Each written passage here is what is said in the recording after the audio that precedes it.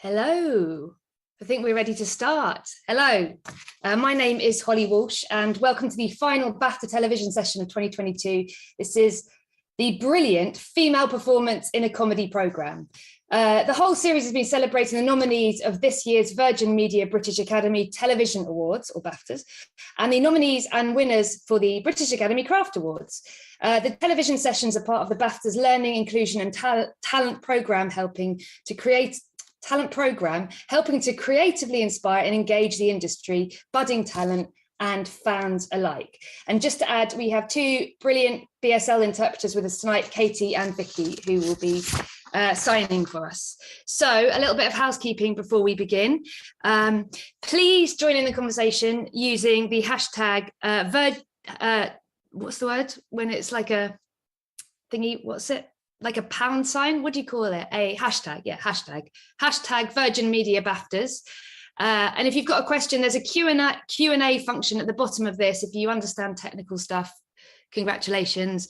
There's a sort of chat bit where you can put your questions in. And we will be asking our wonderful panel that at the end of the session. And if you're a member of the press, please can you state your name and publication alongside your question. Closed captioning is available now, which you can turn on at the bottom of your screen. And there's a live transcript, which you can follow in a separate window. And the link to this is in the chat. So without further ado, tonight we'll be celebrating this year's female performance in a comedy programme with the nominees as they offer their insight into their process and share their experiences of bringing these captivating characters to life on the screen. And they'll also be offering you, the audience, a chance to ask them questions. So let us introduce our brilliant panel in no particular order, starting with Sophie Willen. She's going to pop up. Hello. Hello. There's Sophie. Rose Matafeo. Have we got? I've been struck by sunlight. I'm sorry. Oh my gosh, you look heavenly. You look, honestly, you look angelic. What like Dracula? Anjana Varsan. Oh. Who is somewhere? Hello. Hi. Hello. It's going well. Amy Lewwood. Hello. Hi. Yes, full house. This is really good. Unfortunately, Aisling and Tash can't be with us tonight. They are also fellow nominees, but they have more important things to do. So screw them. We don't care. No, they're both filming and very busy. So unfortunately, they're not with us. But that just gives us more time with these wonderful people. So I'm just going to start off by asking Rose. I think seeing you dancing down a canal to Return of the Mac is one of the best things I've seen this year. But how do you get PTSD or joy whenever you hear that song now? Yeah, it took a long time to figure out which song to choose for that sequence. And it turns out, you know, your final decision has a lot to do with what is the cheapest rights-wise. So, so I had like a dream list of songs I'd go walking around London to, and I'd always go for walks and see which one like worked with the rhythm of it. And then I had a couple I really wanted, and then and then through a number of sort of a process of elimination, because some of them were like, how is that much to get the rights to? That's like more than the budget of our entire show.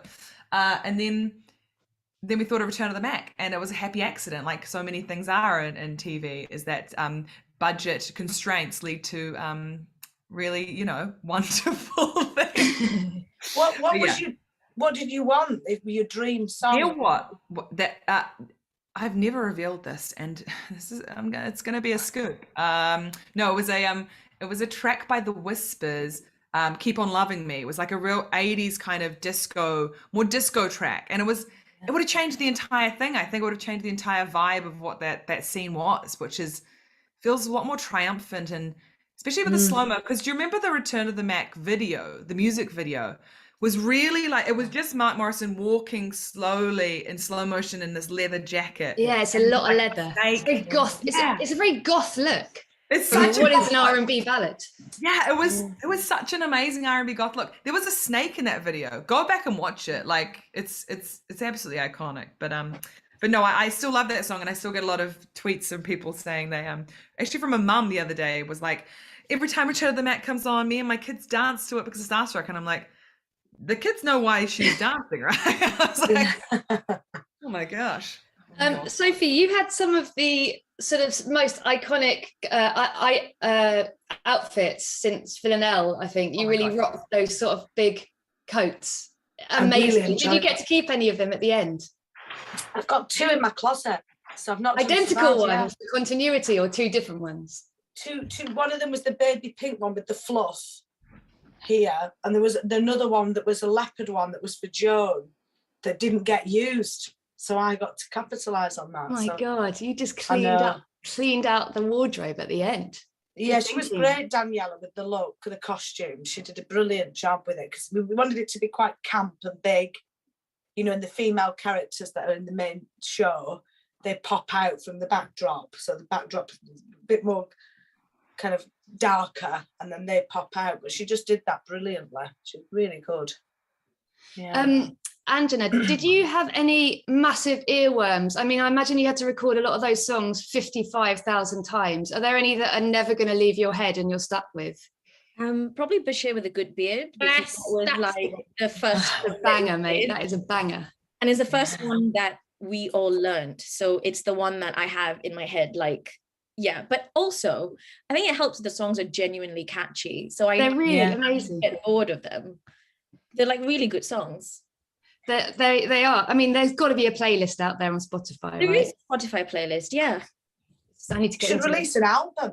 You could do a tour, you lot. I reckon you could do a tour. I did get some requests from like music touring groups being like, do you want to, just saying, if you want to play at this festival, the invitation is there. That'd be great. Yeah, mate. You should do what People Just Do Nothing does, and basically have a sort of side career in festivals. Yeah. Forever stay in character. Amy, I should I call you Amy Lou or Amy? Either's fine. Which would you prefer? Well, you know, whatever you prefer. I'm going to go for Amy Lou. Yeah, okay, great. I like Amy. Amy Lou is different. There is a right answer, Holly. There is a right answer, and I can tell the BSL people look like they're worried, so I think I might have picked the wrong one, but we'll go with Amy Lou. Amy Lou, the big question I think everybody wants to know is, how much of an arsehole was that goat, or was it quite a nice person to work with? She was very cute.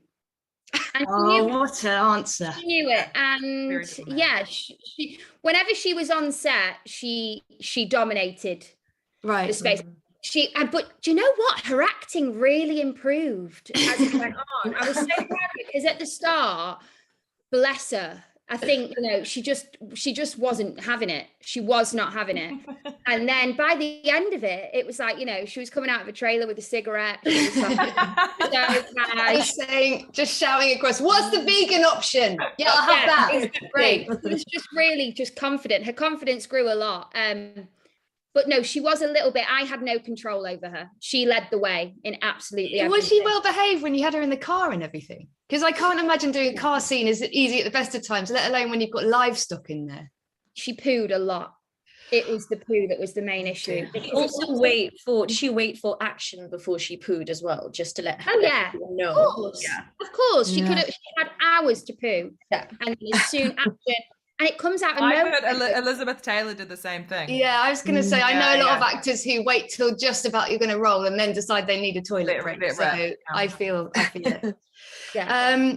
Well, thank you so much, all of you, for joining us. It is an absolute treat. And I'd love to sort of talk. And I think it'd be really nice if we could sort of talk amongst ourselves about a bunch of stuff. And please don't feel like I have to interview you, ask each other questions. But I'd love to start by talking about how hard it is at the end of filming to sort of leave your characters behind. I mean, Sophie, you have obviously, how much is your character like you in real life? Because obviously you wrote it and you devised it and you played. Well, I was just looking at Rose in the same way, because it's similar, isn't it? Kind of, yeah. It's a bit of an alter ego. I suppose when you do stand-up, you kind of create an alter ego. I mean, when I first started stand-up, just thinking to write a list of qualities I really dislike about myself and see if I can make them funny.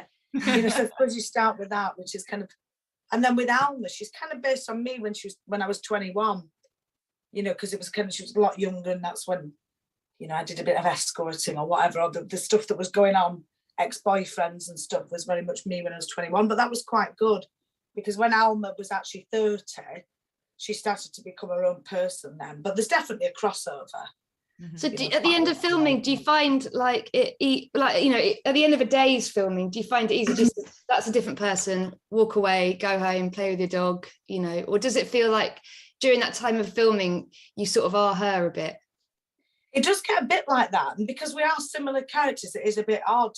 You know, you don't know where you're fabulous. Woo! You know, it's like I say similar things to Alma, then they become the catchphrases of Alma, and you forget what your bits are. So it is a bit odd to kind of decompress afterwards. So do you find that it's strange when I feel the exact same thing coming from a stand-up background, and that you've created a character rooted in what people's perceptions of you are, you know, previous to the show, but in a way there are elements of yourself and the character that then people react to your character, to Alma, or like my character Jessie, where they're like, oh, I can't believe she did that, or like, why would that person be like that, all this, and you get kind of offended because you're like, hang on, there's no, they might have a reason as to why they acted like that way. Yeah, and also it is a fictional.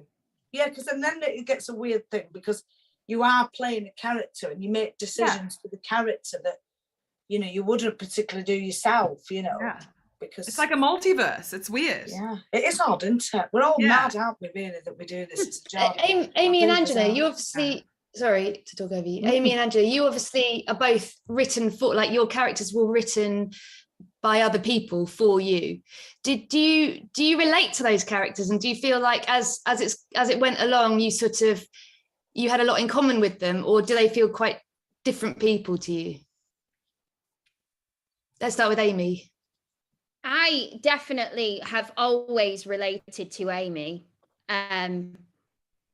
That's also, the name thing is a coincidence, so that's also a bit weird.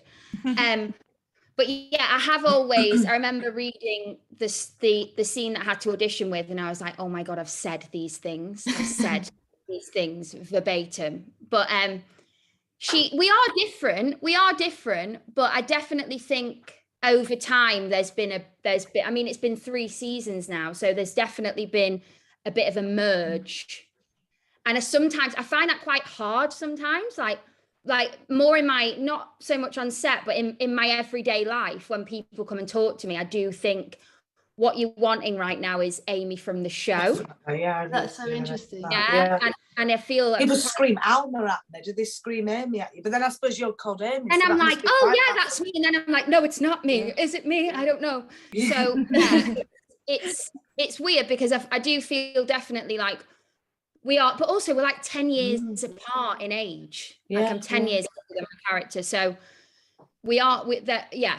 And I think she's a lot more, I really like how present Amy is. She's a very present person. She's not as, I'm a much more, I think, stuck in my head kind of person. So that's why I feel pressure when people come over and talk to me, because I want to be really like with them, like she would be, and not disappoint them. But sometimes I've just got so much going on up here. I'm like, I'm sorry. Yeah.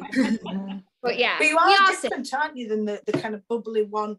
Not that it's the one-dimensional characters, but they can never be like the full human. Yeah. And I think writers, performers are a bit lower key than they often appear to be, I suppose, on screen, don't they? But it's the same with Alma a lot. You know, a lot of her qualities that she's a lot more innocent. Yeah. And, just kind of, you lose a bit of that with age, don't you? You know, it's probably similar to your character. And the whole world's an oyster in that kind of way. So people expect to meet that person. And actually, it's probably you, same with you, Emma, 10 years ago, you know. Yeah, exactly. And Angela, when you first read the part, did you feel like this is me, or did you feel like this is a really interesting character of people? And it's sort of, did you base it on people you knew, or what was the? To be honest, I think we share the same DNA. Like a lot of the DNA is the same. I definitely related to her insecurity and anxiety. I felt like, no, I still have that, but a younger version of myself had that a lot. So I think Amina is just sort of dialed up to 100, but I've sort of I felt like immediately I could relate to this person. And also there was some weird sort of very coincidental things that happened where, Amina's Spotify playlist is almost exactly like my playlist. Like, this is a folk and country. Don McLean, is it full on Don McLean? That's interesting, I think there's some references to Paul Simon in the script. And Nida, our writer and director, found a YouTube video of me before she cast me playing at a Paul Simon tribute night. So it's just these weird coincidences, but that felt like fate, because where else am I going to find a brown girl who loves Joan Baez and, Paul Simon? Like, that's not a thing that you see, or, you don't get a script that's like that. So just like it was written for you. Was it written for you? Well, I think was it written for you? Not originally. I think that was always there. So that's what I meant by the DNA sort of being serendipitous. Is that the word? Like, felt shared. But then it started off as a comedy blap. But then once the blap got commissioned, then I think Nida could sort of envision me in it and continue to write the series with me in mind. But she already had that in the script. Like, the spirit of her was already in there in the blap. So it felt quite easy to step into her shoes. Yeah, did you feel it was Did you feel it was quite revealing having to play, like having to like, you're obviously a really accomplished musician, but there's a big difference between playing it at a night and then being on national TV playing instruments. Like, did you get nervous about having to sort of play it, or were you like, this is another skill set I can show off? Nina is more talented as a guitarist than I am. So I've never picked up electric. So I had to like wrap my hands around that, So it was definitely nerve-wracking because it's just a whole other thing. Like, it felt, because also I like that my music and acting feels very separate, because I sort of do music for myself. So this felt exposing, you're right, in that I never really did anything that sort of merged the two, and I felt quite self-conscious about that at times. But then it was very helpful then playing a self-conscious person. Yeah, right. I mean, it was a perfect part, really, to have somebody who was like nervous about it. Do you, Rose, when you came to write the second series, did you feel like you had to, you wanted to avoid making that character too cliched? Like, were you trying to shake up and find new ways and new situations for her to find herself in, Jessie? Or were you like, I really like what we did in the first series with that, and I'm going to build on it? Or how did you sort of, were you always looking for new ways of expressing her kind of sense of humor? Or I don't know. It's a difficult question. I'm so bad at questions about writing, because I'm like, I have no idea what we do. I think it's that because the character was so I felt like, again, like Sophie was saying, it's based on so much of your own persona, or your own comedy persona, coming from a different sphere. You kind of have I think she's a very strong character in the first series. In the second series, I think what was difficult was to, what I think was particularly difficult was to write a character in the second series who makes mistakes. And I think that is so, I don't want to make it immediately like political, but I'm talking about like female characters. It's really hard to write female characters who mess up and make mistakes and are flawed.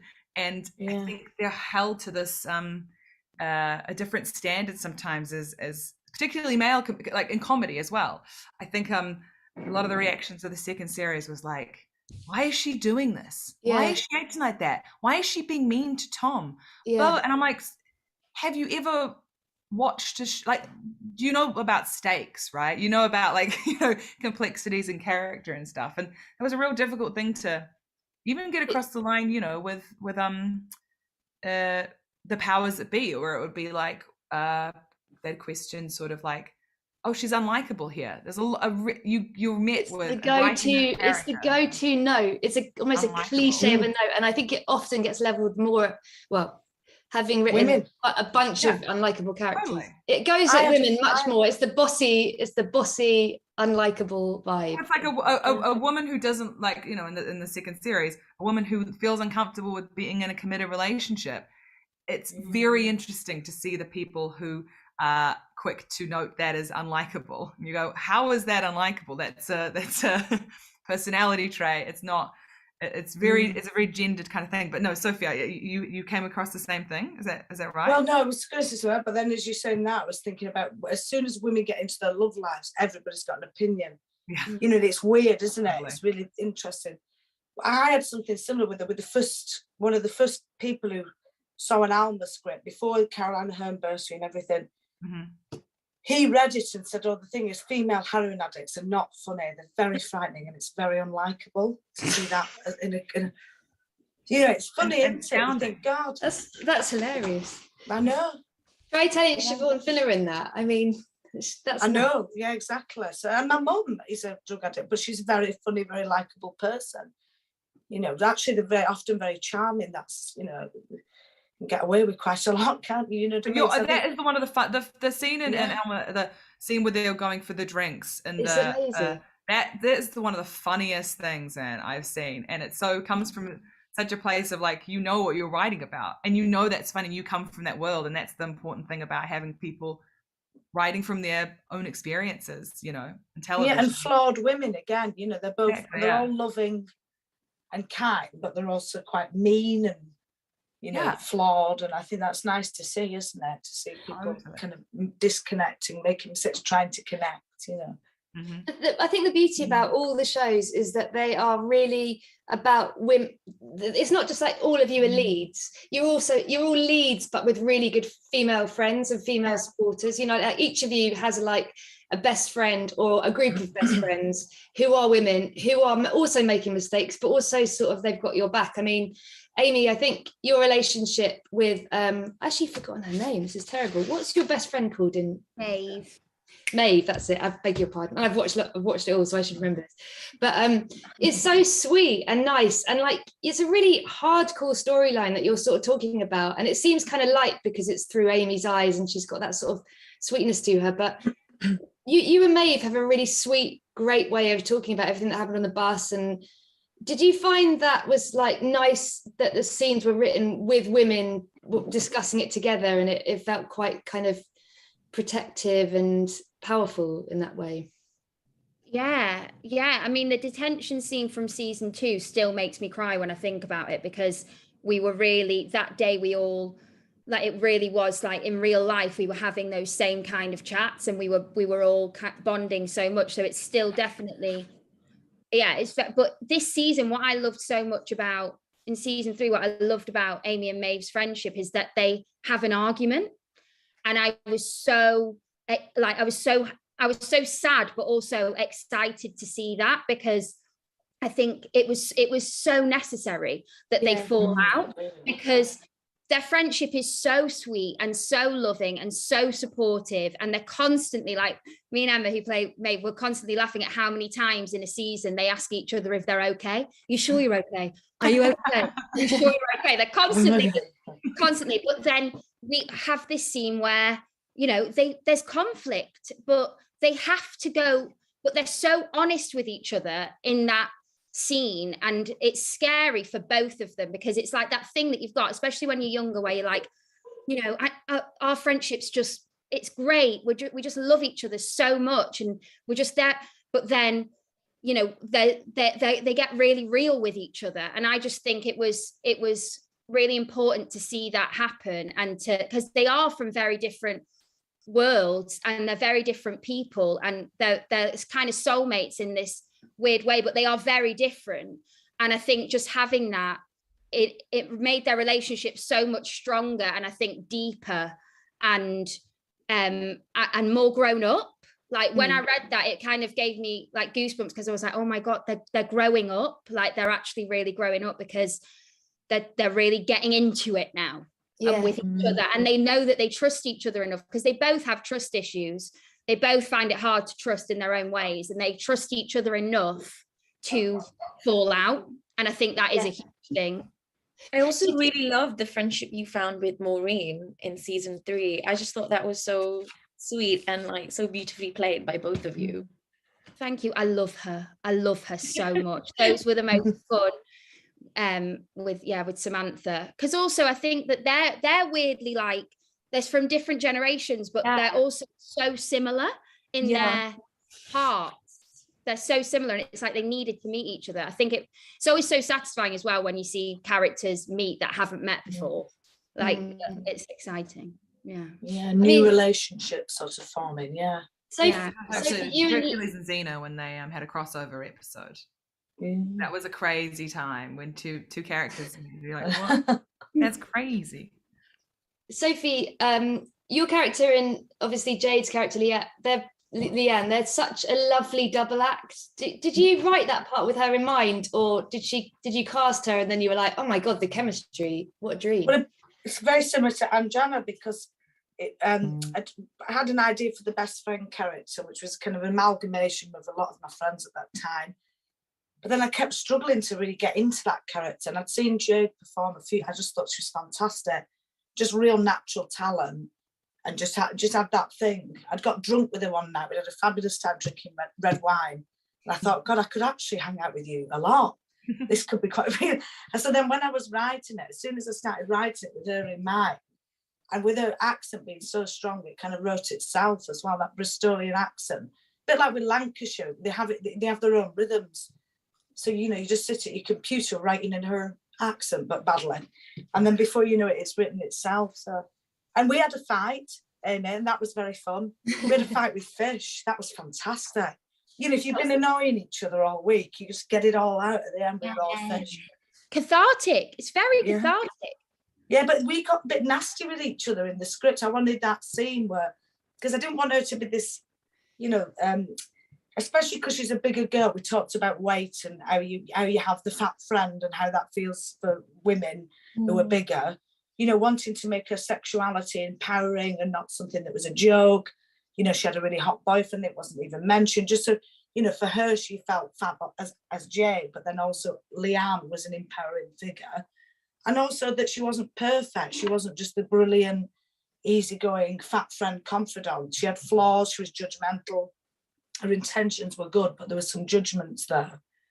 So I wanted her to have a very sort of full character.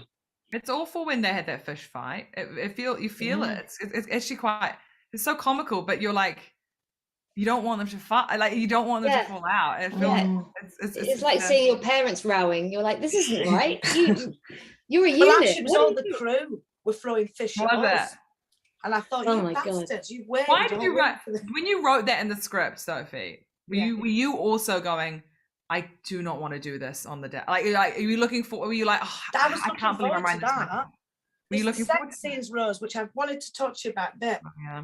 How, especially when it's the kind of character that you've written yourself, what the are you doing to yourself? I was sat there writing it going, this is going to be hell.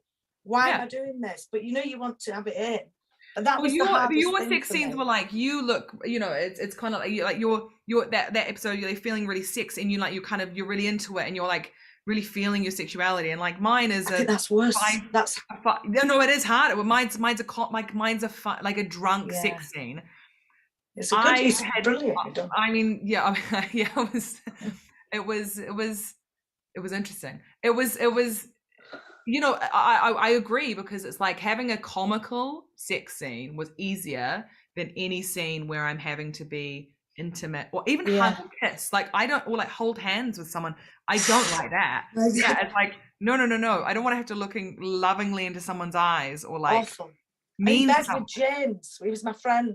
Yeah, and so that was awful. Whereas spanking that other guy, calling him a dirty whatever I was calling him, absolutely fine. Totally. So is this allowed? I don't know if I can go, but you know what I mean. It's different. Yeah. It's the fish, anything like that that's silly and fun, but it's that moment of intimacy, isn't it? Because I think, especially as a stand-up, you're not really used to kind of that side of yourself. It's not really encouraged. It's kind of more. Yeah. Amy, when you read a sex scene in the sex ed scripts, does your heart sink, or are you like, great, brilliant, let's do it? Or how do you feel about it? I feel similarly in terms of that I find really just intimate, maybe romantic, I love you so much. I find that I feel more vulnerable doing that than like, say, the first scene that I ever did of the first scene of sex ed, where it was like, just, do you know what, this is so, it's just mad, like I'm just gonna go for it. But yeah, I feel like it's similar. It's the really vulnerable stuff that I think is, yeah, but also in terms of sex scenes, I've not had one for such a long time, and I'm not mad about it. Did you all work with intimacy coordinators when you were doing it? Did you have one on set, or did you ask for one, or did you not have one? I only found out about them after it started, and then I did go and said, oh, could we possibly do that? But it was like, oh, we don't need that. It was a bit like, you know, not even just for me, more for like the men who I was like sort of spanking his raw bottom. I mean, the poor guy needed an ice pack after that we'd finished that scene. I had to get a medic, but it was just, there was a lot of stuff like that was more difficult for the men, I felt, especially because with the Alma sex stuff, it was like they were being quite predatory. They were like these really gentle souls. They were just actors who just happened to be playing a pervert. You know, so I think they found it really difficult. You know, so I think if I was doing it again, probably would want an intimacy code. I think it takes a lot of the sort of weirdness. I mean, having directed, I've always loved having them because it just takes the weirdness out of it. It's like everybody. It also makes it look better. It makes it look a lot better because these I feel like the intimacy coordinator we had was more so, it wasn't awkward, but it was more like, because I was like, there were bouncy balls involved. There were nude. It was just great because it meant that they had all of the kit, so it's like you could do the stuff, and you know, you wouldn't see something slipping, you know, or like, you know, it looked realistic, and it was a lot to do with that rather than the emotional stuff in my experience. That's good. My director Chappers was really good with that. I think he must have spoken to one or something, because he made everything feel quite practical. And the shots he did were dead quick. You know, be like, one from the front, but that one there, done. So it felt like he was aware of my anxiety, I think, the fact that I had to do so many. So I think he just, so I think he's, you know, having the right directors, I suppose. Have you done one, and Jana, well, our show is very, very halal. There is barely there's a lot of you guys being like, wow, I was so lucky I didn't have to go through any of this. Did you think they will in series 2 though? Because they're all up for it, aren't they? They're all quite good fun, aren't they, the girls? I don't know what Nita has in store for season 2. I feel like, you know, I don't know that Amina would, but you know, but who knows? you never know. But what did you know Nida before? You didn't know Nida before you started? No, I only met her during the audition process. Yeah. So did you do a lot of rehearsals with her, and like how did you? Because obviously, like it is like a great show, but also bits happen in it, like all the sort of magical realist bits that you probably don't know how it's going to feel until you see it back on. You know, it's like suddenly it cuts and it's a black and white film, or it's a sort of pop video, or whatever it is.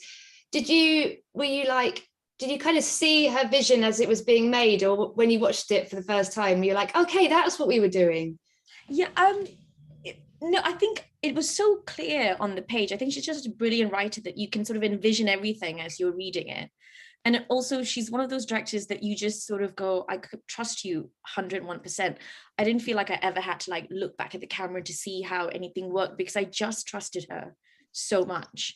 And also those kind of fancy moments were so fun to do. Like I think I've always dreamt that I would be in a black and white movie one day, so like getting to do like a brief encounter spoof was like a dream come true. So, you know, just things like that. And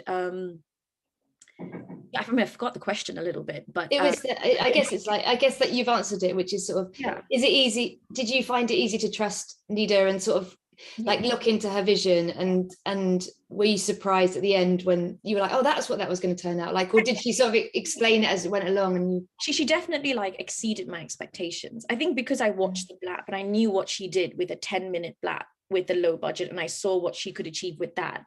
I expected so much more from the series. And I remember the day that we were filming in the countryside, and all the girls are dancing, you know, in the countryside, and the camera is moving around us, and Amina's awkwardly dancing, but everyone else is kind of dancing with like abandonment. And there's a shot of Momtaz dancing with, you know, a purple flare, and that was a moment I realized that this show was going to be special. Yeah. Because, like, I almost like tear up thinking about that moment, because she just looked epic. Like, it looked like cinematic, you know. So I feel like the show starts off as something like a sitcom, and then it just becomes something more bigger and more expansive by the end. And I think that was when I had a glimpse into like her vision for the show that was even more than what I imagined it would be. In terms of rehearsals, we rehearsed a lot because of the music stuff, so we had to like technically get all of that right. But there were some scenes that, you know, she wanted to keep, you know, the magic of, or if there were more emotional scenes, she didn't want to over rehearse it, because, you know, you want to feel that you find it on the day. Yeah, that's so interesting. I mean, obviously, Rose, you did you write, when you wrote your show, did you write for your ensemble in mind, or did you sort like, I mean, you know, I am Emma Siddy's your friend, right, in real life? So did you write? She had to audition, which she always goes on about in interviews. I'm like, yeah, new story, whatever. She's like, and it was actually kind of rude. I was like, look, we had to go through the, it would have looked so bad if I just went, cast my best friend, no questions asked. So it was it would have looked very Tory government. That's what it would have looked. It would have been. It would have been terrible. So, you know, I put it out to the people. But no, it I'm so lucky, because I'm in a position, you know, where I get to have you know, control in the casting process as well. And so it was a dream, because I got to cast people I knew, you know, from comedy, and meet new people that really surprised me in the auditions and stuff. And what I love though is that, because I'm in it and I write it, and then Alice Snedden, who wrote series 1 as well, she's always on set.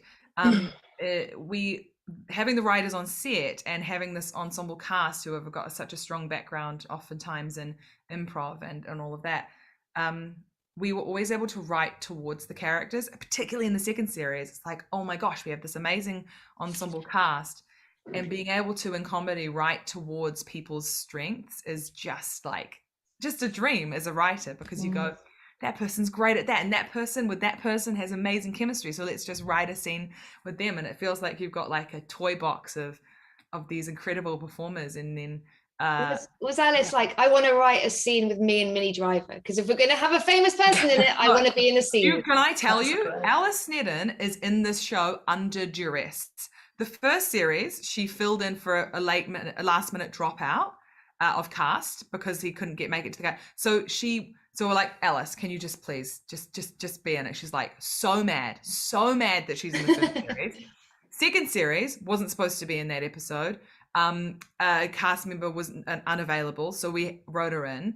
And that scene with Minnie, she had, at that point, I was like, the end of the day, we had Minnie for one day. We had a bit of extra time, and we're like, let's just do an improv scene. Let's just do an improv scene with Minnie. It's fine. And she was like, oh, I don't think we'll have the time. I think we're going to go over. I think, we're not going to be able to do that. And I'm like, no, stay in your costume. She got out of her costume. I saw her downstairs. I was like, get back in your costume. We might make that scene. She was like, oh, nah, I don't think we will. She was just so reluctant to do it. And then in the end, you know, Minnie was up for it, and then we forced her into an improv, and just took one take. We were going into overtime. It was like one uninterrupted take of improv between Minnie Driver and Alice, which I really want to release somewhere, because it's a full unedited scene. They just so much stuff they talked about. Like Alice started talking about how she was a dog walker, that she wanted to walk Minnie's dogs. There was something like, it got really dark. It was, and to see Minnie Driver do this amazing improv, like, it was just like, I was just like in heaven. It was so, with my friend who was like annoyed that she had to be she didn't want to do I was like, check yourself, Alice. Come on. I think we should open the floor for questions, if you don't mind. So I might crack on. I haven't actually read any of these, so I'm going to read them as I go. So if they're incredibly inappropriate, don't blame me, but here we go. So this is first one's from Erica, and she says, for Rose, how was your process for turning your stand-up stage comedy into a 30-minute comedy series? It was, to be honest, not a lot of it was based on my stand-up, but potentially my persona. It was, but no, it was, I didn't really talk about much. I didn't put a lot of my stand-up jokes into the show because I was already doing a special of my stand-up jokes. And so yes, there's only a couple of lines that I think I sneak into Starstruck, which are definitely failed ideas for stand-up jokes. And I was like, I may as well use that. But no, it was I'd say it was a real big shift as a writer to go from stand-up, and you know, some of you might feel this as well, from that format to a scripted half-hour narrative comedy. It's a different I think it's always amazing when people are like, you do stand-up, of course you can write a sitcom, and they're so hard and so different. I mean, the jokes are jokes, but I'm actually against stand-ups doing sitcoms. So I don't know why I've done the show. I'm actually, you're like, stop. You know, I can do it, but no. Yeah, exactly. Philosophically, I'm against it, but like, okay, well, fine, I'll do it. Some of us can do it. No. But I think no, genuinely, I think though it is an issue in terms of, you know, writers who don't come from a performing background coming into comedy don't get the opportunity to get stuff made because they don't perform as well. I think that's and that's why like diversity is like such a good thing to, you know, with getting emerging writers into you know, getting scripts seen. You know, I'm really lucky because I get to perform and people see me, and and but Amy, you come from a theatre background. I mean, did you find it hard translating what you do on stage to you know, the small screen? Is that a cliched sentence? I think it probably is, but I've said it now. So no, the only thing that was really that different was that when we did the first week of filming for Sex Ed, I was thinking that when you did a crew show, you had to make sure that the whole crew could like hear you. I thought it was a crew show. Yeah, exactly. It's not you do a bow at the end and wait for the curtains to come down. And Shooty and I have both spoken about this, that we both were like, okay, crew show, okay. And we really thought that it was like, you know, it had to be this incredible, that it wasn't just people watching to see what they needed to do. We thought it was, oh my God. So, and I remember our director being like, Amy, you've got a microphone on. So I was like, oh yeah, it was just things like that. But they're not as different as people think. Although I do wish at drama school we had been taught more film stuff, because we really did not have a lot of screen acting lessons at all. But yeah, it was just that kind of stuff. This is another question from Erica. She's got some great questions tonight. She should get a BAFTA just for the questions. But this is again for Anjana. It's empowering to hear a brown girl liking rock music, as I'm a black girl who enjoys rock music, a genre often cited incorrectly as being far from our likeness. How was your journey into acting, and any advice for black and brown girls who struggle to find a script as unique and varied as we are? Oh my gosh, that feels like a very big question. I mean, also, yes, I feel like speaking to how unconventional it is to see characters like this. The truth is, I think that it's actually not radical or unconventional. It's just that TV is catching up with the fact that, you know, there've always been black and brown people who play folk and rock and punk and metal. You know, it's not unusual. Muslim punk is not unusual. There's just a whole world of that in real life. I mean, I feel like I've been, you know, I'm similar to Amy. I've had a theatre background, and I, you know, graduated 10 years ago, and this is the first time I've read a script like this. So I still feel like I'm learning. I still feel like I'm very new to this bit of the industry. So in terms of any advice I could give, I mean, if you have any talent in writing, I say write your own stories, because you're always going to have a better, bigger imagination for yourself than anyone else. So I think that even if you think you don't have it, like, try. You know, I wish I had that talent, like, to be able to write like Sophie and Rose. I'm just kind of in awe of the fact that you've, you know, been able to like write your own stories and tell them on your own terms. I guess, yeah, I think if you can write songs, write them. If you can write scripts, write them. That would be my advice.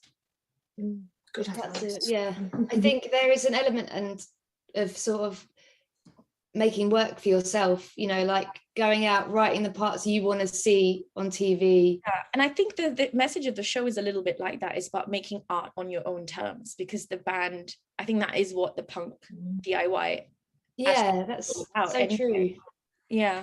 Yeah, that's so true. That's a really lovely metaphor, that and it's exciting and it's risky and all those things. And it's sort of like we were talking about earlier, you feel like you're really putting yourself out there and exposing something that could go either way. But that's, I think that, yeah, that's a really lovely way of putting it. I've got more. This is a big one. This is from Beth, and it says, may I ask how comedy will evolve for you in the next years? What would you like to see on screen? I'm going to take that as an interpretation of, what do you think we should do to improve as a comedy industry? Like, what do you think we should be pushing? And what would you like to see in the next 5 years a lot more of on television? I would like to see a show with all of us in it. Oh my God. Yes. Yeah. Let's do that. Let's just begin there. This is such a good place to begin. Yeah. That's so true. Like a super group. No one does super groups anymore. Multiverse. Oh my gosh. Oh my God. This is ready to go. No, but you can't cast like up to 5 funny women in the same show. Oh my gosh. God, it'll just be so much material. 5, 6. Oh my God. It is getting better in some ways, isn't it? It's exciting in thinking about this, you know, nomination list of women, you know, doing really interesting characters. I think it's fabulous, isn't it? And everybody's so different, coming from different backgrounds. So I do feel there's an improvement. I think the gatekeepers, which, you know, we've all been talking about, I think comedians have been talking, everybody's been talking about how they need to be more diverse. I think that is getting a little bit better. Yeah. But I think that needs to happen, doesn't it? With the gatekeepers need to keep being from all different backgrounds, because one type of person cannot represent, you know, or have the same interests. There is a different, a positive front-facing face of, you know, such amazing women on television, but it's like, okay, then you need all of them behind the camera as well, and writing it. And like, what's so amazing is that, you know, even in this, you know, category of like just the most incredible people that I'm shocked. Like, I'm a real dick, and I would have been like, you know, if any of you had sucked, I'd been like, God damn it, what? Yeah, I was like, but now I'm like, wait, I get to go to the BAFTAs and see all of those people in real life and meet them. I'm like actually stoked.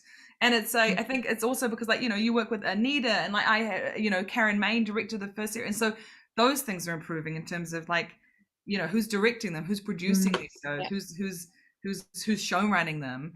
I think that's like, definitely. You know, we've all been cast in you know, other things in funny roles as women, but to be cast or be able to collaborate and work with really a far more diverse group of people who aren't the same kind of people who've made television for the past, you know, 30 years, that will be that will be so cool. That will be so cool in the future. Yeah, it's definitely getting towards that, isn't it? But it's still a slow, you know. Yeah, I feel like there's a generation before us who did a lot of really hard work for women, and then we're slightly sort of like having an easier time because of them, and that the next generation after us will hopefully have like a really easy time after us. And it's sort of it just feels like it takes a long time, it takes generations to get through the system, but eventually, hopefully, you know, it'll be.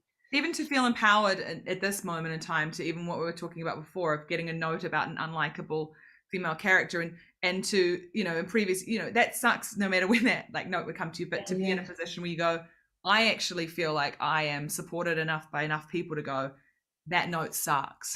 And this is why that doesn't make sense. And it's showing your own kind of like, and to say that to someone who would be higher up than you seems like would be, you know, career suicide or something like that. But it's like, we kind of, I don't know, there's enough cool people who would support you in that kind of thing. Like getting better. Yeah. If I might jump in, like Rose, I was thinking about what you said earlier, and you sort of brought it up again about the unlikable thing. And I was thinking about Alma's Not Normal, and I was thinking, yes, so like the title, which I think is brilliant, because I go, so how would you describe her? And I think there's a DNA that the spirit of all our characters share something, even though they're very specific and different. And the word that I hate being like hearing is quirky. Because I know. What do you mean? Like, I feel like it's a word that is, I don't know if you feel like it's been written about in terms of your characters that you've played. Quirky woman. A woman with a personality, that's what they're really talking about. Even if it's endearingly used, it still feels reductive in terms of like actually what you've done with those characters, you know? Yeah. And I was just trying to think of like a word to describe, but I couldn't, because I feel like there's not enough vocabulary about how you write about female characters, how you write about funny women, because it's still very new to like write and talk about funny women and describe them beyond quirky and kooky and eccentric. Well, I don't think they describe, I think it's a bit like, you know, show not talent. Yeah. You know, for me, don't say, oh, they are exciting. Give us a couple of reasons why they're exciting. Or, you know, don't say, oh, you know, so they're always funny with that, isn't it? But the not normal thing for me was also about going, actually, these are the most normal families. Yes. You know, loads of people have got trauma. They feel not normal. They've always felt outsiders, my family, because they don't quite fit in their town. They feel otherworldly, you know, but then at the same time, you know, you often feel like a fish out of water, I do, in this industry or whatever. So I think that not normal thing. And also because I was brought up in Curse, a lot of my records were like, you know, very accusatory words when I got my records back. And this idea that you were a bit odd, a bit not normal, didn't live with your mum and dad. But actually a reclaiming of that word, I think, is important. I don't think you can reclaim quirky, can you? Because it's just annoying. But which is why I love that Alma always says fabulous, because I feel like she's sort of reclaiming that eccentricity herself and making it wonderful and beautiful, you know. Sophie has never said fabulous in real life.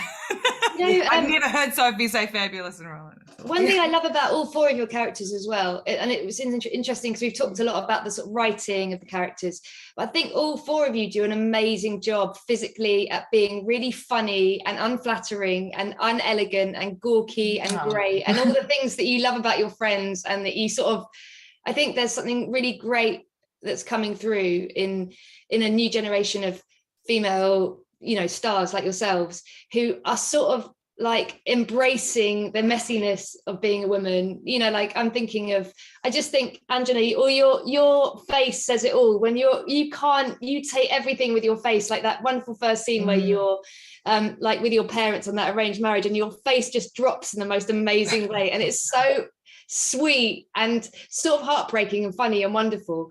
And I think what I love about all four of you is you sort of are just like really up for going for that, and not really thinking like, oh, I really need to look, and I mean this is a huge compliment, you know, like demure and like a sort of through the male gaze, and I can just sort of be like the women I know and be really funny. Yeah, I think I agree. I think all the performances are like really full, very exposing, quite vulnerable. We've gone in, haven't we, head first, which I think is brilliant, and all in such different ways. I'm going to end because we have to finish in a minute. Sorry, I'm going to end. You were trying to wrap up nice, then, weren't you? And I bobbed in again. Sorry, I'm not quite good at this. I'm going to ask you one last question, and that is, what TV show at the moment brings you joy? I'll start with Rose. Oh, why? Why? Because I turned away from camera. Yeah, exactly. I'm punishing you. No, because there is one, but I just forgot it. Oh no! Come back to me. Okay, I'll come back to you. Soph.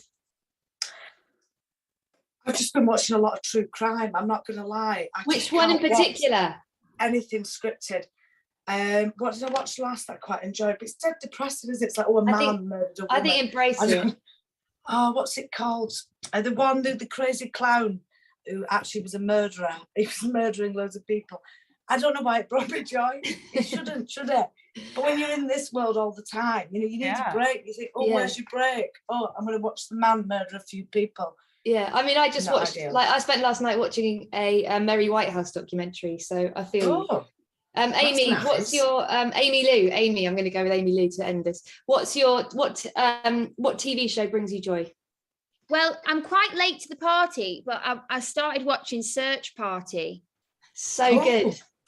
It's so funny. So good. So funny. And I think that, like, I can't remember their last names because I have this habit of calling people by their first names as if I know them. But Meredith and John. Whether you made. That first episode is a textbook example of a good pilot. Like if you're going to write a pilot, just watch that first episode. It's so brilliant and tight. Which John though? There's two Johns. Isn't it John Reynolds? Yeah, which John are you talking about? John Early tall one or shorter one? Shorter one. Yeah, he's amazing. Have you watched all of them though? But John Early is one of the funniest people of all time. It's incredible. Have you watched After Party? If you like him, you'll love that. It's on Apple. Severance. Sorry, that was mine. What's that? Severance on Apple, but that's not Severance. Yeah. Sorry, my accent. That's probably not. I need to get a good one because I'm just throwing it. No. I don't have a good one. Sophie, I was going to say all these vlogs that I watch of Korean girls living alone in cities. That's what I watch. I watch on YouTube.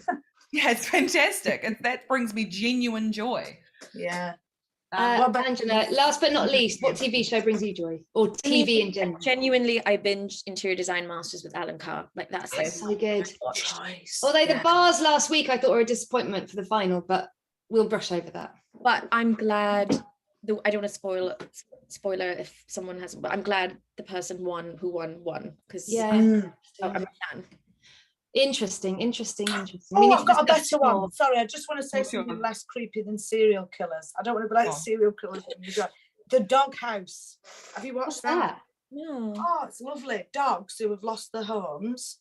They meet owners and they come together and they fall in love with each other. It's like first dates for dogs and pets. I saw that the other day. Wait, and they meet and they film the first meeting and stuff. Yeah. Dead emotional. I saw that.